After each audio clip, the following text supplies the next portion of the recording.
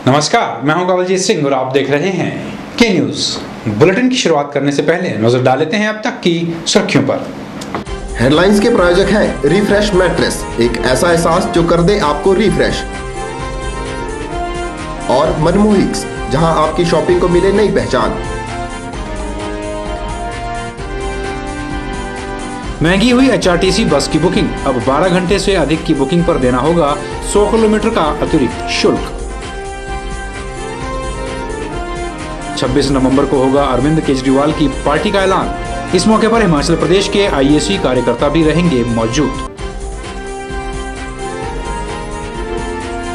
मंडी में मनाया गया सहकारी सप्ताह कार्यक्रम, सहकारी सभाओं को स्वायत्त रूप में मजबूत करने की उठी मांग।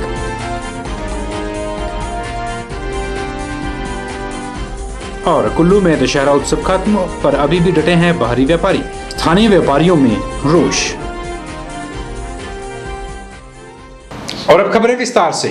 अगर आप शादी विवाह के लिए एचआरटीसी की बुकिंग करवाना चाहते हैं तो जरा बजट को दुगना कर लीजिए, क्योंकि अगर आपने बुकिंग के दौरान बस को 12 घंटे से अधिक समय तक रुकवाए रखा तो आपको 100 किलोमीटर से ज्यादा चार्ज बिना मतलब के अदा करने पड़ेंगे।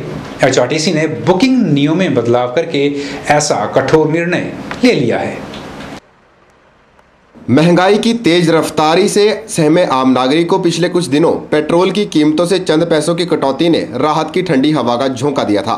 लेकिन हिमाचल प्रदेश की सरकारी बस सेवा ने बस की बुकिंग के नियमों में बदलाव करके महंगाई डायन के जिन को फिर से बाहर निकाल दिया है। पहाड़ी राज्य होने के चलते हिमाचल में यातायात का एकमात्र साधन बस सेवा ही है। हिमाचल पथ परिवहन निगम यानी एचआरटीसी ने बस बुकिंग के लिए नए नियम लागू कर दिए हैं। पहले जहां यात्री द्वारा प्रति किलोमीटर के हिसाब से बुकिंग करवाने पर एचआरटीसी को पेमेंट की जाती थी, वहीं अब नए नियमों के मुताबिक अगर बुक करवाई गई बस 12 घंटे से अधिक कहीं रुकती है तो ग्राहक को उसके लिए कम से कम 100 किलोमीटर के हिसाब से धनराशि अदा करनी होगी, चाहे वो दूरी 50 किलोमीटर ही क्यों ना हो। पहाड़ी राज्य होने के चलते अधिकतर घर सड़क से काफ़ी दूरी पर होते हैं। ऐसे में जब विवाह के समय बस बुक करवाई जाती है तो 12 घंटे का समय लगना स्वाभाविक सा होता है।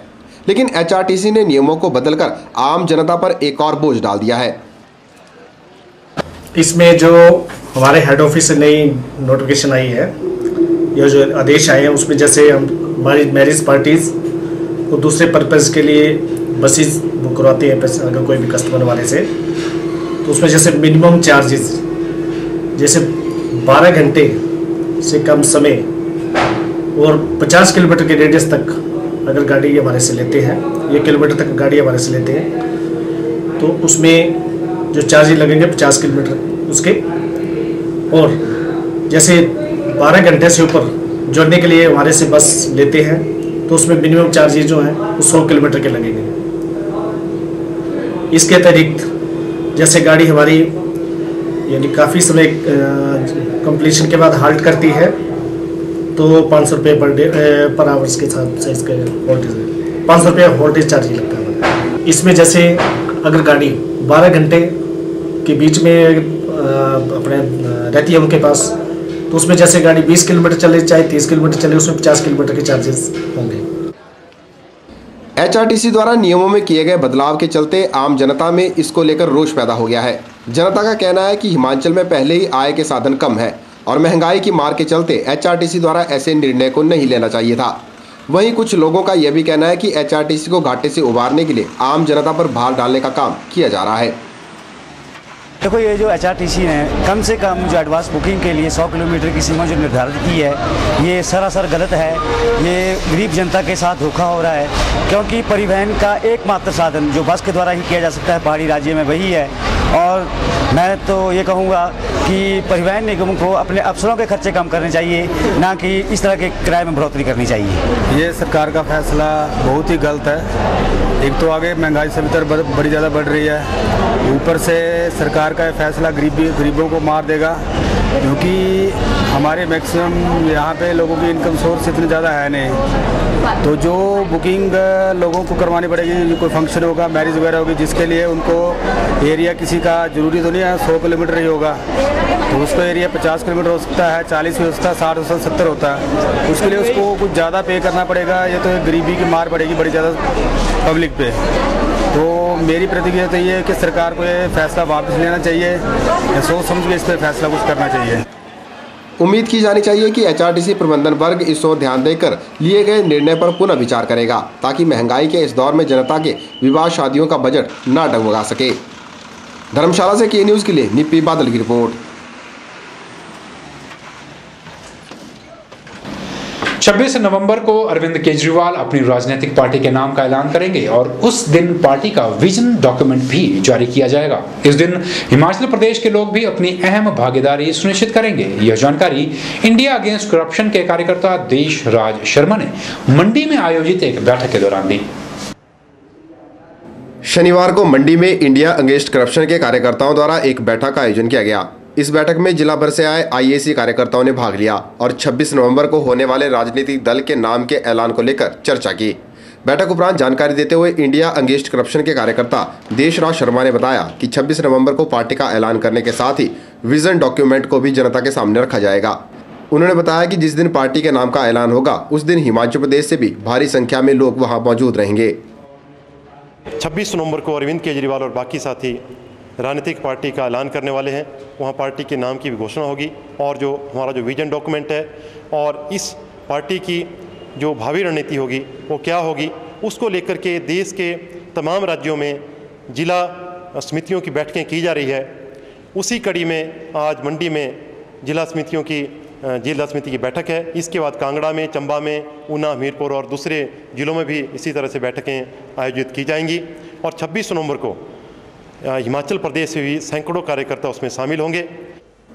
देशराज शर्मा ने बताया कि अरविंद केजरीवाल का उद्देश्य राजनीति करना नहीं, बल्कि जनता के सामने एक ऐसा राजनीतिक विकल्प पेश करना है जो जनहित के लिए काम करे। उन्होंने कहा कि उनकी पार्टी में आम आदमी को अधिक से अधिक शक्तियां प्रदान करने की कोशिश की जाएगी।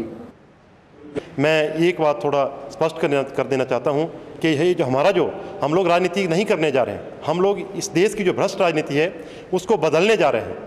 इस देश में जिस तरह से राजनेताओं का, ब्यूरोक्रेट्स का और उद्योगपतियों का जो तिकड़ी बनी है, उन्होंने इस देश को लूटने की जो नीति बनाई है, हम इस राजनीति को बदलने के लिए ये तय करना चाहते हैं कि आम आदमी के हाथ में विधायक और एमपी से भी ज़्यादा शक्तियाँ आए और आम आदमी प्रत्याशियों का चयन करे, आम आदमी उनके भविष्य के बारे में तय करे कि उनका जो पूर्व का जो आचरण कैसा रहा है, उनका भविष्य का आचरण कैसा होगा, वो हमारे आम कार्यकर्ता तय करेंगे। देशराज शर्मा ने कहा कि आज देश को जिन अहम कानूनों की आवश्यकता है, केंद्र सरकार उन्हें पास नहीं कर रही है, जिससे आम आदमी निराश और हताश हो रहा है। देशराज ने कहा कि देश से महंगाई, बेरोजगारी, भ्रष्टाचार को मिटाना ही उनके राजनीतिक दल का प्रथम ध्येय होगा। ब्यूरो रिपोर्ट, के न्यूज़, मंडी। सहकारी सभाओं को स्वायत्त संस्था के रूप में मजबूत करने की मांग उठने लगी है। 14 से 20 नवंबर तक विश्व भर में मनाए जा रहे सहकारी सप्ताह के दौरान यह मांग उठी। मंडी में इस उपलक्ष्य पर एक जिला स्तरीय समारोह का आयोजन किया गया, जिसमें सहकारी सभाओं को स्वायत्त संस्था के रूप में मजबूत करने की मांग को लेकर विचार विमर्श किया गया। हर वर्ष सहकारिता समारोह 14 से 20 नवंबर तक पूरे देश में मनाया जाता है, जिसमें सहकारिता को मजबूत करने के उद्देश्य से सभी कर्मचारी और मैनेजिंग कमेटी के सदस्य भाग लेकर अपने विचारों को प्रकट करते हैं। सहकारिता सप्ताह के चलते मंडी में एक जिला स्तरीय कार्यक्रम का आयोजन किया गया, जिसमें सहकारी सभाएं हिमाचल प्रदेश के संयुक्त पंजीयक KS धौल्टा ने बतौर मुख्य अतिथि शिरकत की। उन्होंने सहकारी सभा का झंडा लहराकर और दीप प्रज्वलित कर कार्यक्रम का शुभारंभ किया। अपने संबोधन में धौल्टा ने कहा कि वर्ष 2012 को सहकारिता वर्ष के रूप में मनाया जा रहा है। उन्होंने कहा कि इसे सिर्फ भारत में ही नहीं बल्कि विश्व भर में मनाया जा रहा है। पूरे विश्व में, जैसे धीमान साहब ने आपको जिक्र किया है कि ये वर्ष 2012 पूरे विश्व में एक सहकारिता वर्ष के रूप में मनाया जा रहा है। जो हमारा संयुक्त राष्ट्र है, जो विश्व की एक सर्वोच्च संस्था है, जिसके सारे राष्ट्र उसके सदस्य हैं, उसने ये निर्णय लिया कि वर्ष 2012 जो है वो सहकारिता वर्ष के रूप में मनाया जाएगा।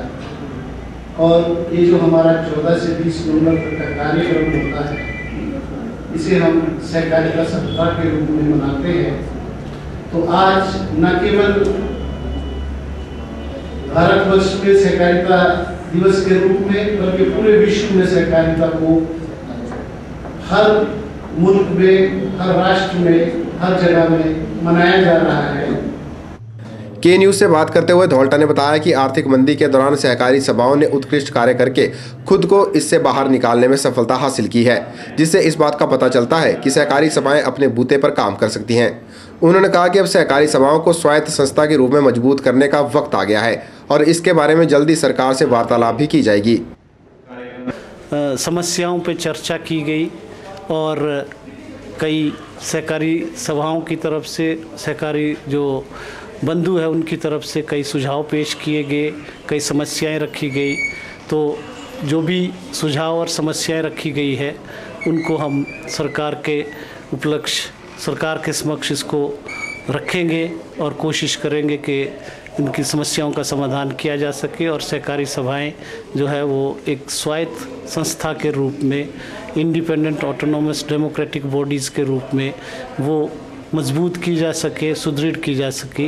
यही इन समारोह का मुख्य उद्देश्य है।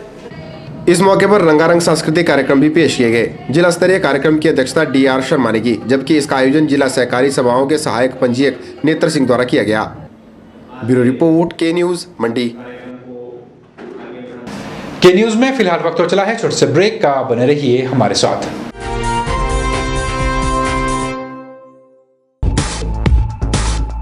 रिफ्रेश ब्रांड का मैट्रेस अब आपके लिए।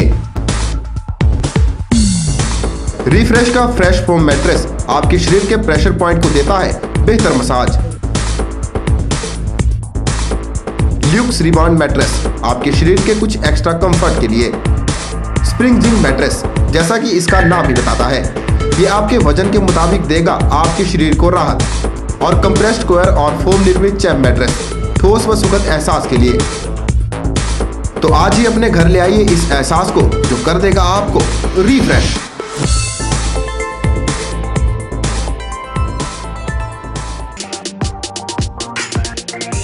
Deepawali consumer price king buy and win at Guru Kripa Vijay stores and Shiv Shakti sales.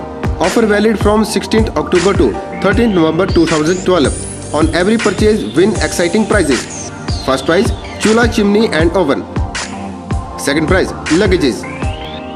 Third prize crockery set. Fourth prize rice cooker. Fifth prize pen set.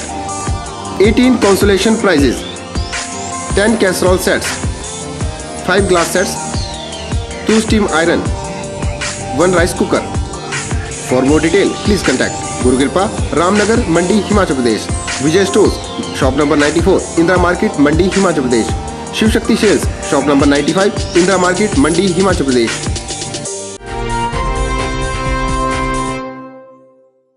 Baijnath बाजार में ट्रैफिक जाम की समस्या अब आम होती जा रही है।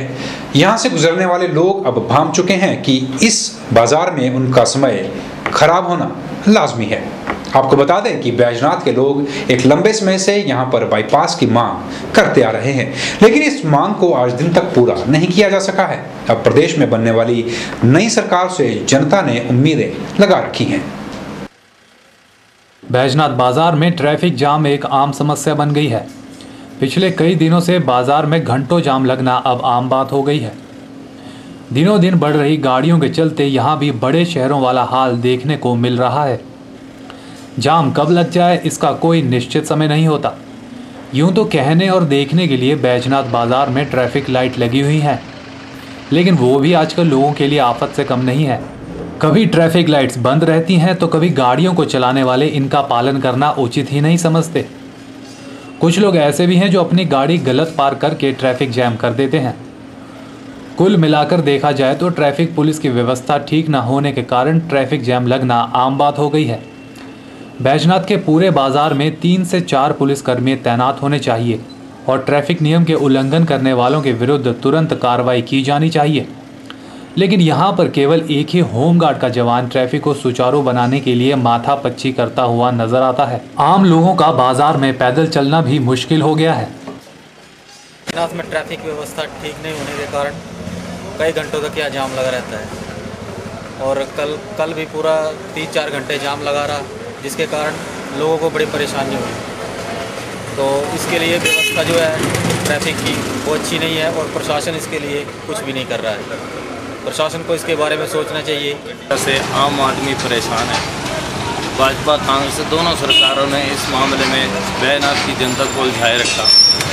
ना तो भाजपा शोर ध्यान दिया, ना ही कांग्रेस ने शोर ध्यान। दोनों अपने वोट की राजनीति करते रहे और इस समस्या का विकराल रूप धारण कर गई। आज समय की जरूरत है कि इस समस्या के समाधान के लिए आने वाली सरकार कोई महत्वपूर्ण कदम उठाए, या कोई बाईपास की समस्या का समाधान करे, या कोई दूसरा विकल्प करे। वहीं जब ट्रैफिक जैम की समस्या को लेकर सब इंस्पेक्टर बैजनाथ से बात की गई तो उन्होंने बताया कि जल्द ही ट्रांसपोर्टर्स के साथ एक बैठक करके इसका समाधान निकालने जा रहे हैं। बैजनाथ बाजार में और बरोड़ा में जो है रोड में जो है ट्रैफिक की प्रॉब्लम आ रही है। इसके बारे हम लोग अभी प्लान बना रहे हैं कि व्यापार मंडल और रोड सेफ्टी क्लब और जितने भी ट्रांसपोर्टर हैं इनसे हम एक मीटिंग करने जा रहे हैं और इन्हें एक बार हम हिदायत कर देंगे और उसके बाद जो भी लोग इसमें नहीं करेंगे उनसे सख्ती से निपटा जाएगा और आगे आने के लिए जो है ट्रैफिक की कोई भी ऐसी समस्या नहीं आने देंगे। ये हम इसमें सुधार करने जा रहे हैं। याद रहे कि बैजनाथ बाजार में ट्रैफिक जैम की समस्या एक लंबे समय से चली आ रही है और यहाँ पर बाईपास बनाने की बातें भी एक लंबे समय से कही जा रही हैं। जनता को उम्मीद है कि आने वाली सरकार इस समस्या का समाधान करके उन्हें राहत प्रदान करेगी। के न्यूज़ के लिए बैजनाथ से कमल गुप्ता की रिपोर्ट। कुल्लू का अंतर्राष्ट्रीय दशहरा उत्सव संपन्न हो गया है, लेकिन यहाँ पर अस्थायी दुकानें लगाए बैठे व्यापारी जाने का नाम नहीं ले रहे, जिसकी वजह से स्थानीय व्यापारियों को नुकसान झेलना पड़ रहा है। हालांकि प्रशासन भी व्यापारियों को भेजने की कोशिशें कर चुका है, लेकिन व्यापारी जाने का नाम नहीं ले रहे। 7 दिनों तक चलने वाले कुल्लू के अंतर्राष्ट्रीय दशहरा उत्सव को संपन्न हुए 15 दिनों से भी ज्यादा का समय बीत गया है, लेकिन दशहरा मेले में आए व्यापारी वापस जाने का नाम ही नहीं ले रहे हैं, जिससे स्थानीय व्यापारियों को नुकसान उठाना पड़ रहा है, क्योंकि लोग बाजार के बजाय मेले से ही खरीदारी करना बेहतर समझते हैं। इस बार कुल्लू का अंतर्राष्ट्रीय दशहरा उत्सव 24 अक्टूबर से 30 अक्टूबर तक मनाया गया। इस मेले में बाहरी राज्यों से अनेकों व्यापारी व्यापार करने आते हैं। इस मेले में हर साल करोड़ों का व्यापार होता है, क्योंकि दशहरा उत्सव तक कुल्लू घाटी के लोग पल्लम, नाशपाती और सेब जैसी फसलों को बाजार में बेचकर आमदन कमा चुके होते हैं और कुल्लू जिला के साथ सटे लाहौल के लोग भी आलू मटर की फसल के कार्य से मुक्त होने के बाद सर्दियों में बर्फबारी के इंतजाम की खरीदारी इसी मेले से करते हैं। आधिकारिक तौर पर 7 दिनों तक चलने वाले इस मेले में लोग दशहरे के 1 महीने तक खरीदारी करते हैं, जिससे बाहरी राज्यों से आए व्यापारी अच्छा खासा व्यापार कर वापिस लौटते हैं। दशहरे उत्सव पे आए थे जी और दशहरा मेला बहुत ही अच्छा रहा हमारा। अब बस हम जी 1-2 दिन में जाने की तैयारी में जी और बस मेला बहुत बढ़िया रहा जी। यहाँ पे दशहरे में आए हैं और यहाँ पर दूर दूर से व्यापारी आते हैं, बिजनेस करते हैं, अच्छा यहाँ पे बिजनेस होता है।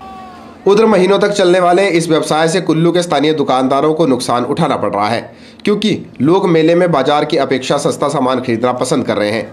कुछ लोग तो पूरे साल भर के कपड़े और बर्तन जैसी जरूरी वस्तुएं एक साथ ही खरीद लेते हैं, जिसका कुल्लू के स्थानीय व्यापारियों पर असर पड़ रहा है।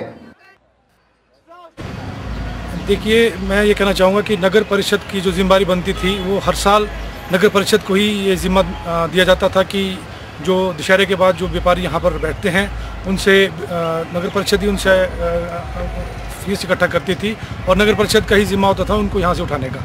लेकिन इस बार दशहरा कमेटी ने नगर परिषद को ये जिम्मेदारी नहीं दी है, इस वजह से ये दिक्कत आ रही है।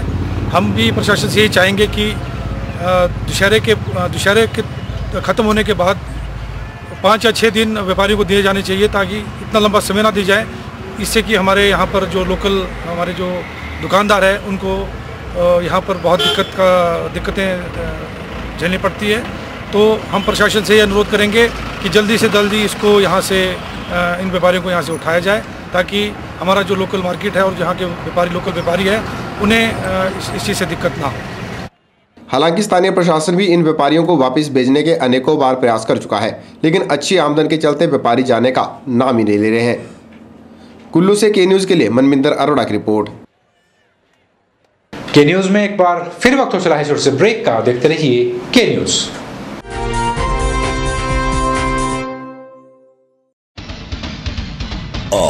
देखिए जरा किसमें कितना है दम। संगीत की प्रतिभाओं को अंतर्राष्ट्रीय स्तर तक ले जाने वाला आपका अपना मंच वॉइस ऑफ हिमालयाज।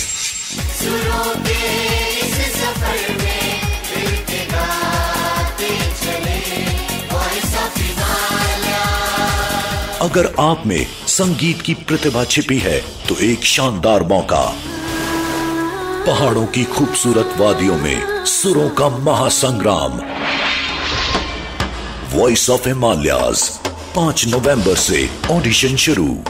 कौन होगा अगला वॉइस ऑफ हिमालय? तैयार हो जाइए। ऑडिशन स्टार्ट 5 नवंबर।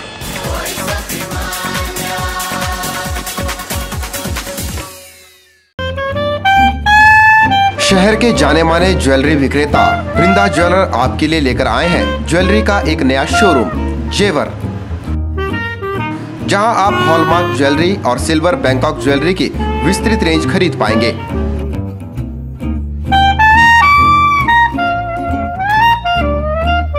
तो फिर तैयार हो जाइए जेवर के साथ अपनी ज्वेलरी की शॉपिंग को और भी मजेदार बनाने के लिए। आपके मंडी शहर में खुल गया है dental care clinic, multi speciality dental clinic, जिसमें आपको मिलेगा ऑर्थोडोंटिक्स यानी टेढ़े मेढ़े दांतों का इलाज। वर्ष भर 24 घंटे यहाँ उपलब्ध रहती हैं lingual braces, self ligating, ceramic braces, metal braces, orthopaedic treatment, orthognathic surgery, cleft ortho जैसी आधुनिक सुविधाएं। ये सभी सुविधाएं डॉक्टर विशाल सेठ द्वारा दी जाएंगी, जो कि हिमाचल के एकमात्र IBO क्वालिफाइड विशेषज्ञ हैं। डॉक्टर विशाल हिमाचल डेंटल कॉलेज सुंदरनगर में भी सहायक प्रोफेसर के रूप में अपनी सेवाएं दे रहे हैं। यहाँ विशेषज्ञों द्वारा इम्प्लांट्स, रूट कैनाल ट्रीटमेंट, दांतों की filling, crown and bridge work, मसूड़ों का इलाज, बच्चों के दांतों का इलाज, नए दांत लगाना व ब्लीचिंग जैसी सुविधाएं बहुत ही कम खर्च पर दी जा रही हैं। यहाँ एम्स नई दिल्ली के भूतपूर्व विशेषज्ञ व हिमाचल प्रदेश डेंटल कॉलेज सुंदरनगर के प्रशिक्षित विशेषज्ञ भी अपनी सुविधाएं दे रहे हैं। Denta care clinic, Canara bank के सामने, मंडी, हिमाचल प्रदेश। वहीं इन दिनों कुल्लू में घरेलू उपकरणों की दुकानें सजी हुई हैं, जहां पहुंचकर लोग खरीदारी का भरपूर आनंद उठा रहे हैं। लोगों की खरीदारी से इस बात का पता चल रहा है कि आज भी घरेलू इस्तेमाल में लाए जाने वाले प्राचीन उपकरणों का वजूद कायम है। ग्रामीण क्षेत्र के साथ साथ शहरी क्षेत्र के लोग भी इन घरेलू उपकरणों को खरीदकर इस खरीदारी में अपनी भागीदारी सुनिश्चित कर रहे हैं। आज के आधुनिक युग में बेशक बिजली, गैस व सोलर जैसी वस्तुओं का इस्तेमाल किया जा रहा है, लेकिन फिर भी प्राचीन समय में उपयोग में लाई जाने वाले मिट्टी, लकड़ी व लोहे की वस्तुओं की अपनी ही एक अलग महत्वता है। आज भी पहाड़ी क्षेत्रों में मिट्टी के बर्तन, किल्टे व रस्सी सहित लोहे के दराट आदि वस्तुओं का बहुत इस्तेमाल होता है। बेशक आज के इस युग में हाईटेक किस्म के बर्तन व रोजाना इस्तेमाल होने की आधुनिक चीजें इस्तेमाल की जाती हों, लेकिन आज भी पुराने समय में घरों में इस्तेमाल होने वाली रस्सी, मिट्टी के बर्तन, लोहे के दराट व लकड़ी के किल्टे की बेहद मांग है। कुल्लू के ढालपुर मैदान में इन दिनों पुराने समय में इस्तेमाल की जाने वाली इन वस्तुओं की दुकानें सजी हुई हैं। रोजाना दूर दराज के क्षेत्रों के साथ साथ शहरों के लोग भी इन वस्तुओं की खरीदारी कर रहे हैं। इन दुकानों में आम आदमी की जिंदगी में रोजाना इस्तेमाल होने वाली वस्तुएं उपलब्ध हैं। वो बहुत दूर से आते हैं जी, बड़े गांव से आते हैं, कोई बनाली से आते हैं, कोई सराज से आते हैं, कोई आउट से आते हैं, बहुत दूर से आते हैं ना, वो ले जाते हैं हमारे से सामान। अभी सामान पूरा नहीं हो रहा है जी लकड़ी का। हमारी दुकान में एक ईटा है ना जी, फिर डोए सूप रहते हैं। हमारी दुकान में बहुत आते हैं ना पहाड़ी, जिसे लकड़ी का सामान लगता है, बहुत लगता है जी। बेशक आज आधुनिकता का जमाना चला हुआ है, लेकिन आज भी कई ऐसे पौराणिक वस्तुएं हैं जिनके इस्तेमाल के बिना कुछ कार्य कर पाना मुश्किल है। यही वजह है कि इन वस्तुओं का आज भी वजूद बचा हुआ है। कुल्लू से के न्यूज के लिए मनविंदर अरोड़ा की रिपोर्ट। के न्यूज में फिलहाल इतना ही। कवलजीत सिंह को दीजिए इजाजत। नमस्कार।